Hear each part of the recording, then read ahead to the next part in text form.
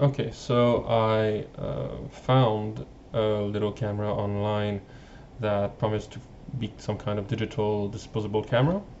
Uh, so it was a Canon Snap camera. I'm gonna do a short review. I didn't record myself speaking while unboxing, so I'm just dubbing myself over. So it comes with that small instruction sheet. Basically, it's very simple, actually. So it was $45 online. I ordered it like a month ago, and it took a month to get it. So when you look at it at first, it looks very similar to a disposable camera. Very little controls. You might see the switch here. That's only the flash, which is 3 positions: on, off, and auto. You have a counter and the shutter button, and basically you operate this camera only with the shutter button and the flash selector. You can see it has an optical viewfinder, just like a disposable camera, and it promised to offer the experience of a disposable camera for shooting photos, which means you have no screen, you just take a photo and it's very spontaneous. You can check the photo until you're back home and you get a photo of the camera. They ship the camera with this USB-C to USB-C cable, which honestly I don't really know what it's for, because most chargers and everything takes a normal USB to USB-C. You have a USB-C port there. You might have seen the camera comes with a 4 GB micro SD card. The compartment with the SD card is screwed in, so you cannot remove it unless you have a small screw and you have to unscrew it. But 4 GB is plenty for the number of for the photos that it takes. So you can see here I turned it on with the shutter, and it shows the number of photos that it has taken. The flash is unfortunately not a real camera flash. It's more like 2 Dell lights that light up, and just like a smartphone camera. And these Dell lights are a big disappointment for me, because they're really not powerful. They don't have the same impact as the flash on a disposable camera. I guess it's because the sensor is,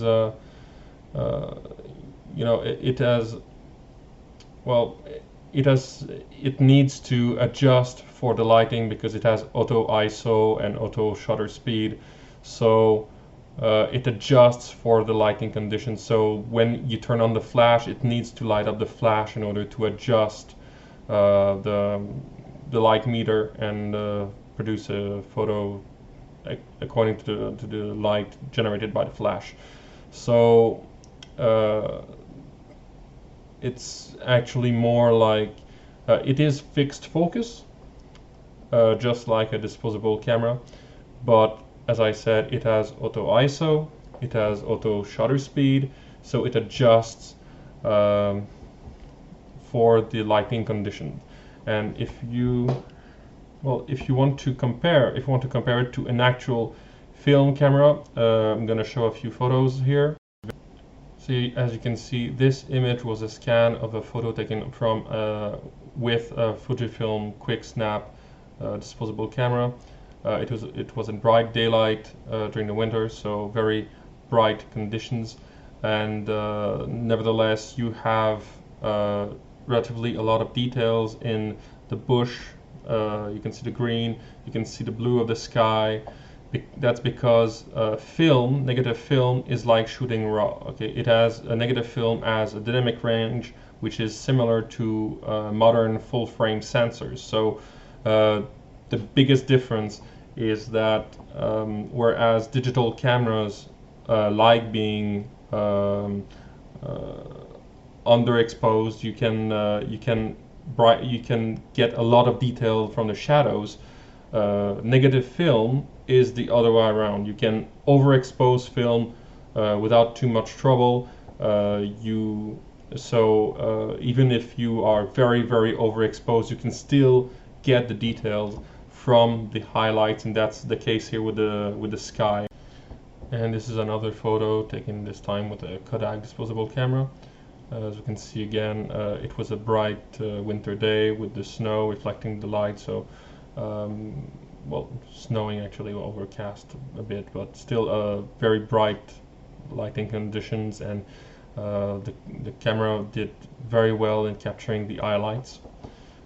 And this is an example with a disposable camera shooting in a dark area with the flash. So you can see the flash really fills up the scene pretty well within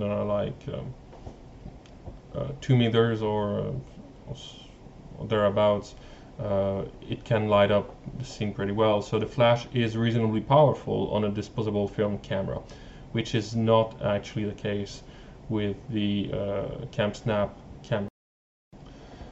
And this is another photo taken with a disposable camera with a flash. This was in a dark room waiting for the cinema. I was alone in the theater, and I took a selfie of myself with a flash, so you can see it lights up my face very well,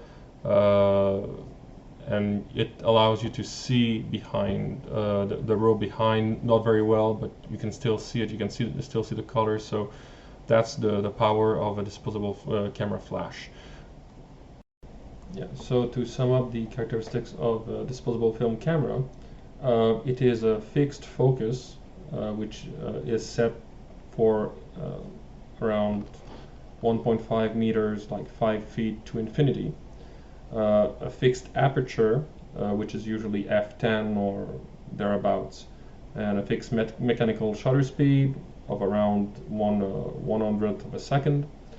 Of course, because it is shooting on film, it has a fixed ISO and a fixed white balance, which is actually daylight adjusted. It has a reasonably powerful flash, which corrects both for low light, so it lights up a scene, and also corrects for white balance, because the flash is designed to have whites that are similar to daylight, so that corrects the white balance for the film. But because it's film, it actually has a lot of dynamic range.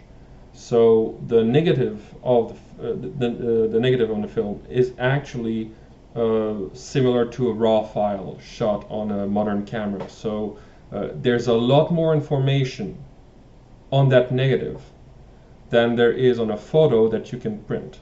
Okay, so basically in film photography, the negative is like the raw file, and photo prints are like Gpegs. So Gpegs are very much limited in dynamic range compared to raw files. Same thing here. A disposable film camera has a negative which has a lot more information on it than you can get on a photo print, and if you scan that negative, especially with a modern camera or with a good scanner, you can recover a lot of data that you would not see on a photo print. And finally, it's a point-and-shoot experience. You just frame a photo with the optical viewfinder, you press a shutter, and you hope for the best. So, you know, that's the experience of shooting with a disposable film camera. So I'm going to show you a few samples of photos that I took with the CamSnap camera.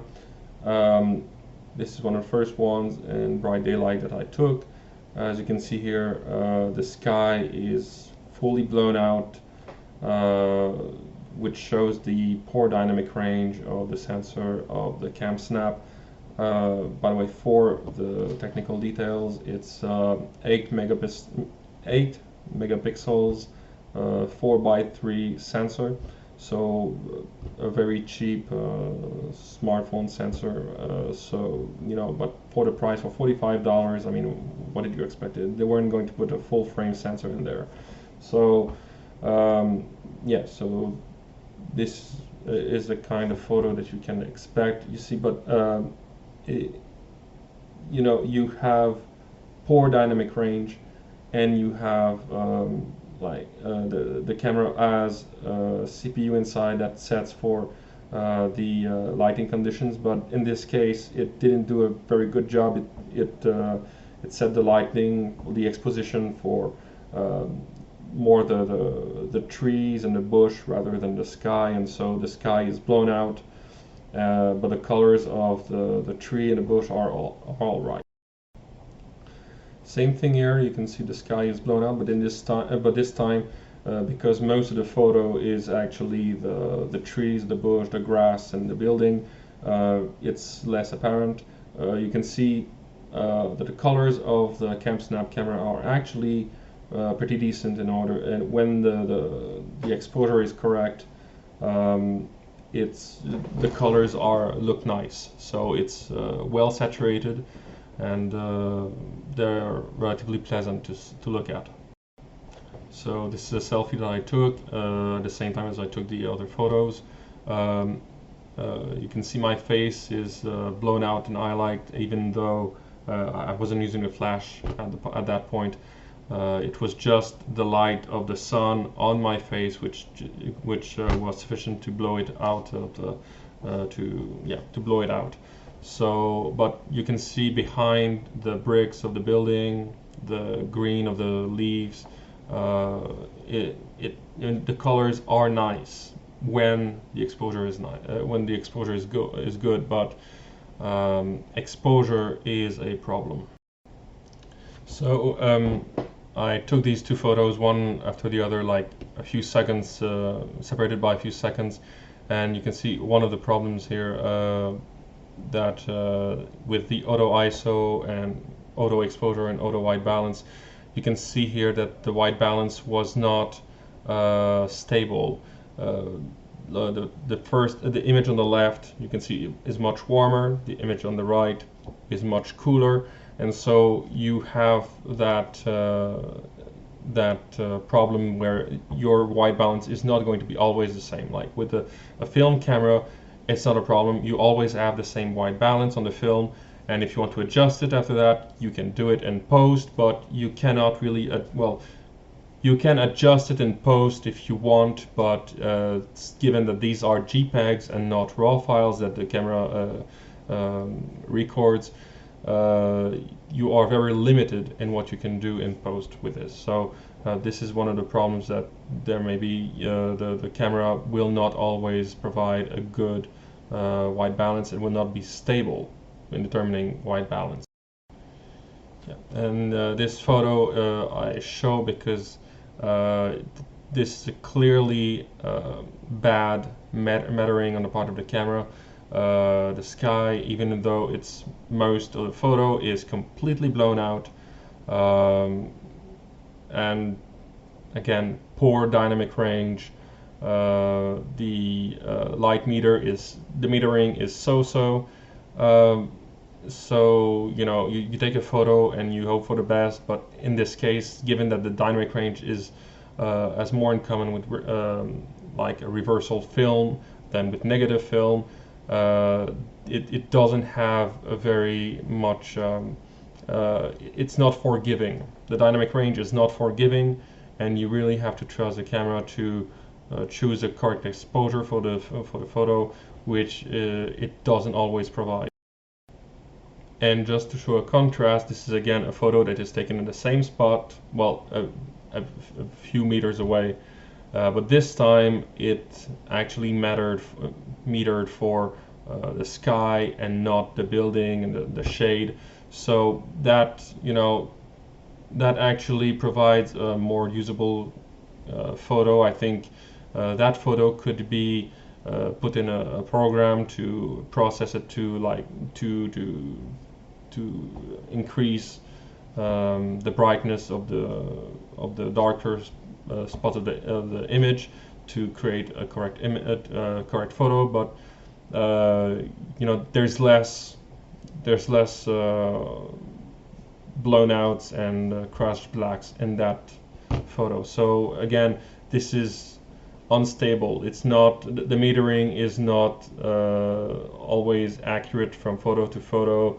Even if you take a few steps in one direction, you change the framing a bit, it's somewhat unpredictable. Yeah, and this is what I would consider an example of a really poor image. Now, like, I don't know what I can do with it. I mean, most of the image is either blown highlights or crushed blacks, very contrasted. You know, scenes that have very high contrast will do poorly with the CamSnap camera. So, you know, it's not. This is something that a disposable film camera would have no problem dealing with, because the highlights, you could recover them easy. Negative film loves being overexposed, so you could easily recover the sky, and there would be even more details in the shaded area. So yeah, so it shows again the limitations of the camera's dynamic range. But I didn't want to be entirely negative about the photos that it takes. So this is an example of a good photo. This time, yes, the sky is blown out. It's pure white, but given that it's a street photo, which the sky is only the background, that's not much of a problem, and it metered correctly the building and the street. So that and at that point, when it's well exposed, as you can see, the colors look pretty nice actually. So the colors are nice, and that one I even printed it on a 4x6 photo paper, and it turned out pretty well actually. So, you know, that is an example of what the CamSnap can do when the conditions are right. So to some of the characteristics of the CamSnap camera, like a disposable film camera, it has fixed focus and a fixed aperture.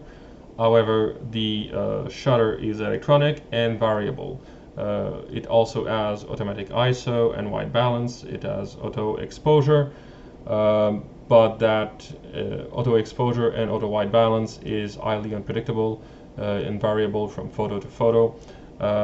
When you are in a darker area, you have very weak LED flash, you know, like a smartphone's light. It's really not similar to a disposable camera's flash, which even you know, which is much more powerful, even though it's considered relatively weak as far as photography flash camera flashes go. It shoots only Gpeg with very limited dynamic range. The photos often have crushed blacks or blown out highlights. That's a major problem, so you have to be very careful about shooting something that has relatively little contrast, so that the camera will not be mistaken in the exposure. So you have to be mindful of that limitation of the camera. Meanwhile, but what it still offers is that point and shoot experience of shooting a camera with an optical viewfinder, which again, like with the disposable film camera, it's like frame the shot, press the shutter, and hope for the best. The problem is, given that it is a small digital sensor, the dynamic range is not very forgiving at all, unlike what you have with the film camera, which again, the negative has as much dynamic range as modern mirrorless camera digital sensors. So, you know, with a disposable camera, there's even if the exposure is not spot on, it's not a problem, because you can recover data. You can recover details on in the photo, especially from the overexposed parts of it. This with the CamSnap, that is not the case. When something is crushed blacks or blown out highlights, it's lost for good. So it's much more limited. Yeah. So overall, my conclusions is that it's a neat idea, it's very affordable, and it really does provide the shooting experience of a disposable film camera. However, the camera has very limited dynamic range. It shoots Gpeg instead of RAW.